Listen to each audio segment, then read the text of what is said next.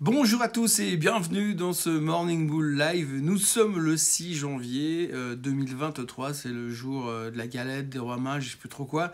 En tous les cas, au niveau des marchés financiers, ce qui est assez sympa, c'est qu'on est en train de se résumer un petit peu l'année 2022 en l'espace des premiers 4-5 jours de trading de l'année. Alors, en Europe, on a arrêté de monter. Un premier jour de baisse en Europe depuis le début de l'année. Alors, petite baisse, soit. Mais c'est vrai que là, tout d'un coup, on s'est rendu compte que finalement, on n'avait réglé aucun problème par rapport à l'an dernier. Et puis que les problèmes qu'on avait l'année passée, on allait encore devoir composer avec cette année. Et c'est pas forcément gagné d'avance. Alors, pas mal de chiffres économiques hier. Et on en aura encore d'ailleurs aujourd'hui. On va en reparler. Et ces chiffres économiques, ils ont mis un tout petit peu la pression de nouveau sur la thématique de la Fed, de l'inflation et des taux d'intérêt.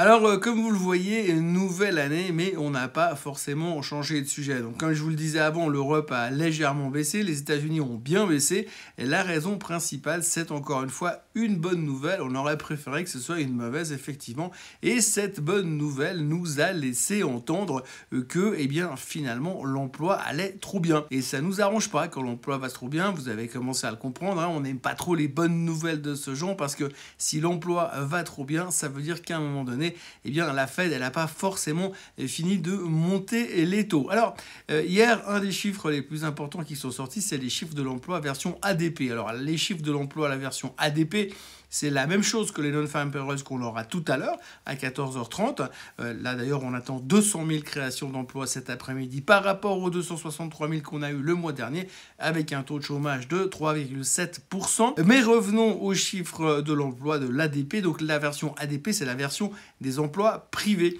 Donc on attendait pas mal de créations d'emplois hier, grosso modo 150 000, mais c'est sorti beaucoup plus fort que ça. Oui, parce que si on attendait 150 000 créations d'emplois à ADP, c'est sorti à 235 000. Alors ça fait beaucoup de monde, ça fait beaucoup de ratés par rapport aux prévisions des analystes, mais ça c'est pas une grande nouvelle, on a un petit peu l'habitude de ce genre de choses, mais ce qu'il faut retenir encore une fois, c'est que c'est trop fort, et ça veut dire qu'on ne comprend pas, Wall Street ne comprend pas dans le sens où, si vous voulez, d'un côté, on a une économie qui est en train de ralentir quand même, on le voit avec l'inflation qui a l'air de se calmer selon les derniers chiffres, on voit aussi que les grosses boîtes de tech n'arrêtent pas de licencier. Hier, on parlait d'Amazon, on parlait de Salesforce. Et puis à côté de ça, vous avez les chiffres de l'emploi qui continuent à montrer des créations. Alors probablement que c'est pas forcément les mêmes jobs qui sont supprimés et rajoutés de l'autre côté. J'imagine que les gars qui se font virer chez Salesforce, c'est pas les mêmes qui vont trouver un job au McDonald's la semaine suivante, parce que c'est un peu là où on cherche vraiment, et de l'autre côté, dans la tech, on licencie. Alors forcément, il devrait y avoir une contraction au niveau des salaires quand même, mais ça pose un stress réel au marché qui craint finalement que la Fed va continuer à serrer la vis tant qu'on ne voit pas un réel changement au niveau de l'emploi. Alors on n'a pas encore été gratté effectivement dans ces différences salariales. On vire les gros salaires et puis on engage des plus bas salaires qui devraient forcément avoir une conséquence sur l'économie. Mais pour l'instant, en tous les cas, hier, on n'a pas du tout aimé cette exagération. Donc Wall Street a baissé un petit peu à cause de ça. Et puis alors, comme les chiffres de l'emploi étaient pas bons, parce qu'en plus des chiffres ADP, on a eu les jobless claims, les demandes d'emploi hebdomadaires. Les demandes d'emploi hebdomadaires étaient plus faibles que prévu. Donc, ce qui veut dire que les gens demandent moins d'indemnités de chômage. Donc, ça veut dire qu'ils n'ont pas besoin de cet argent, ou qu'ils ont trouvé du boulot, ou qu'ils sont devenus influenceurs sur Instagram. Je ne sais pas, mais en tous les cas, ça s'est bien passé de ce côté-là, mais pas bien pour le marché. Donc, du coup, qu'est-ce qu'on a fait ? On a été plongé dans les minutes du FOMC Meeting pour voir si éventuellement ils avaient dit quelque chose à ce propos. Et puis si on relisait les minutes du FOMC Meeting de mercredi soir, qui sont sorties mercredi soir, tout en bas du rapport, écrit en tout petit caractère, comme dans les contrats d'assurance, il était plus ou moins... la Fed a plus ou moins laissé entendre que si le marché continuait à faire des rallyes haussiers, c'est pas ce qui allait les aider à calmer le jeu au niveau des taux. Comprenez que dans la forme de langage de la Fed, ce qu'ils veulent dire, c'est que eux, ça les arrange pas non plus que le marché explose alors qu'ils sont en train d'essayer de freiner l'inflation. Oui, parce que forcément, si vous avez la tech américaine ou même le marché en général qui reprend 20% en début d'année, Et les gens, ils vont avoir plus d'argent, qu'est-ce qu'ils vont faire? Ils vont dépenser, et s'ils dépensent, qu'est-ce qu'ils font? Ils font monter l'inflation. Donc ça, la Fed, ça leur plaît pas trop, et visiblement, on n'avait pas trop bien vu ce paragraphe, parce que c'était écrit en tout petit dans les minutes de mercredi soir, et tout d'un coup, on s'est rendu compte qu'il fallait les intégrer cet état de fait, et donc on s'est dit, aïe, aïe, aïe, ici le marché il monte, c'est pas bon, la Fed, ils veulent pas non plus. Donc la Fed, ils veulent pas trop d'emplois, voire pas de création d'emplois du tout, voire une destruction de l'emploi. Ils veulent un marché qui ne monte pas. Un marché qui ne monte pas, c'est un marché qui baisse. Donc franchement, ils sont en train de nous préparer un début d'année assez sympa. C'est en tous les cas comme ça que Wall Street est en train de l'analyser aujourd'hui. Et c'est ce qui fait mal, c'est ce qui a fait mal hier. Donc ce qu'il faut comprendre, en gros pour l'instant, on a un petit peu l'impression que la Fed est en train de nous faire chanter, de nous mettre un flingue sur la tempe en disant les gars, je vous préviens, si vous commencez à monter comme des malades, eh bien nous on va continuer à monter les taux. Et c'est vrai qu'on a encore eu des commentaires de certains membres de la Fed hier qui disaient que les taux hauts étaient là pour durer. On a un membre du FMI qui a recommandé à la Fed de continuer son cycle de hausse des taux. Donc ce n'est pas vraiment ce qu'on a envie d'entendre aujourd'hui sur les marchés equity. Et puis alors, pour changer un tout petit peu de sujet, dans la série Les stratégistes sont formidables, eh bien on en a un qui bosse depuis un bon moment sur ce qui s'est passé dans le passé. Alors qu'est-ce qu'il a fait? Eh bien il a comparé le comportement des marchés et ces dernières décennies pour essayer de trouver des similitudes entre le marché d'aujourd'hui et à un autre marché du passé, ce qui pourrait nous permettre d'avoir une base de comparaison par rapport à la situation économique actuelle. Et devinez quoi? Il a trouvé. Oui, il a trouvé parce qu'en 1969, le marché s'est déjà comporté pour plus ou moins les mêmes problématiques de cette même manière. Donc comment c'était en 1969? Eh bien c'était comme ça. Quand vous voyez le graphique à l'heure actuelle, alors là, la ligne de gauche, eh bien c'est la ligne d'aujourd'hui. Donc là c'est là où on va rattraper le reste du marché. Et donc en gros ça veut dire quoi? Ça veut dire qu'aujourd'hui on est en train d'attendre des confirmations. Et quand on saura qu'on est vraiment en récession, à partir de là, le marché va lâcher, va aller chercher les plus bas. Alors si on se base sur 1969, on devrait perdre entre 20 et 25% encore. Grosso modo, aller en direction des 3100, 3200. Bref, aller chercher de nouveau les plus bas, ça devrait durer quelques mois. Et une fois qu'on aura fait ces plus bas, après c'est bull market pour tout le monde. Faites-vous plaisir, il n'y a plus qu'à acheter et puis à revendre très très cher. En gros, c'est exactement ce qu'on nous prévient ou ce qu'on nous prédit depuis quelques semaines déjà. Annonce de la récession, ralentissement des marchés, baisse des marchés, nouveau plus bas. Et ensuite, une fois qu'on aura trouvé ces nouveaux plus bas, après, on aura déjà pricé la récession, il n'y aura plus qu'à remonter. Donc en gros, le monsieur, ça fait une année qu'il bosse là-dessus pour essayer de trouver des comparaisons. Et puis il a trouvé visiblement la comparaison idéale, 1969. Et puis qu'est-ce qu'il nous dit?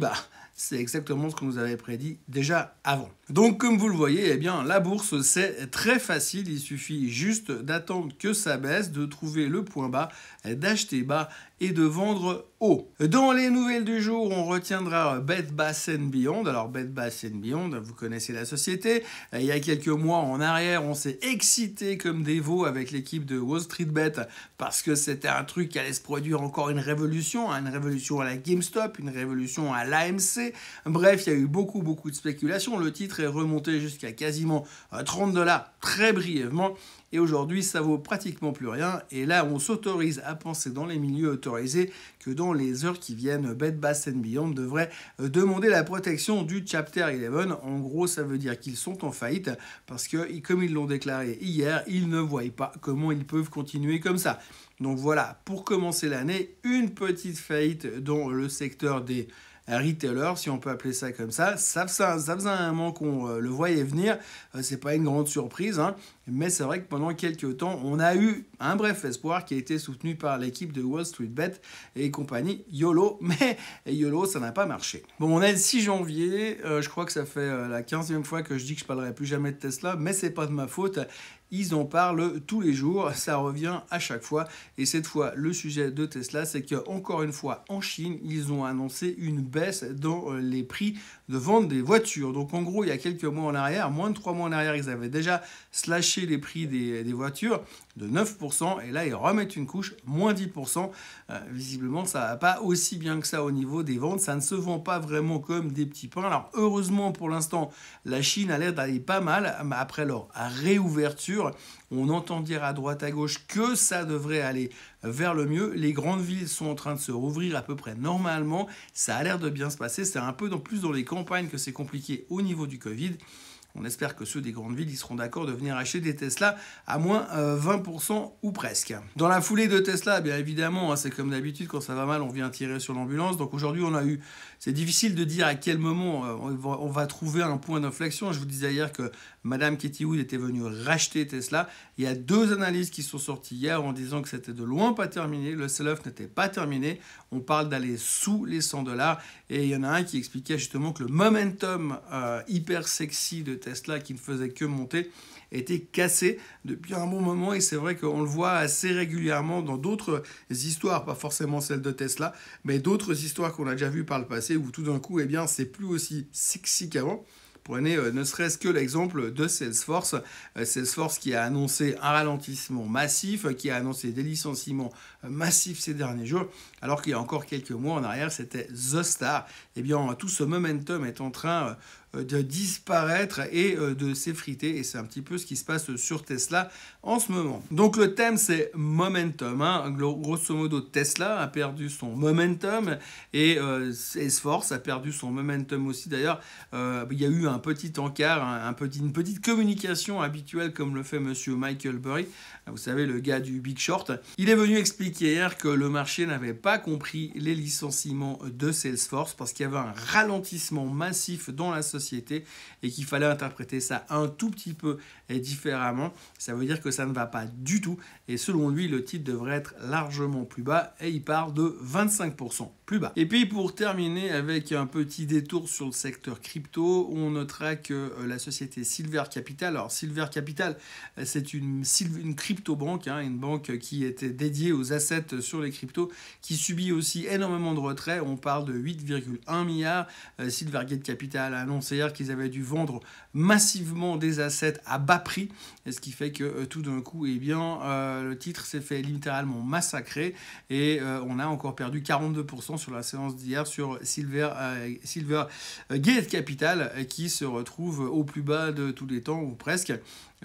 Après un immense succès durant la période crypto. Donc c'est un petit peu juste la contagion qui continue de faire son boulot sur le secteur de la crypto. Mais à côté de ça, le Bitcoin continue de relativement bien se comporter, puisque lui refuse envers et contre tout de baisser pour l'instant. Voilà tout ce que l'on pouvait dire aujourd'hui. Il me reste à vous encourager à vous abonner à la chaîne Swissquote en français, à liker cette vidéo, et puis à revenir la semaine prochaine, lundi prochain, pour un nouveau Morning Bull Live. Et je tiens à préciser qu'il y aura aussi un Swiss Bliss qui sera publié en fin de matinée avec notre overview hebdomadaire des marchés suisses. Merci à vous d'avoir été avec moi aujourd'hui. Je vous souhaite une excellente journée et un très très bon week-end, le cas échéant. On se retrouve lundi. Bye bye.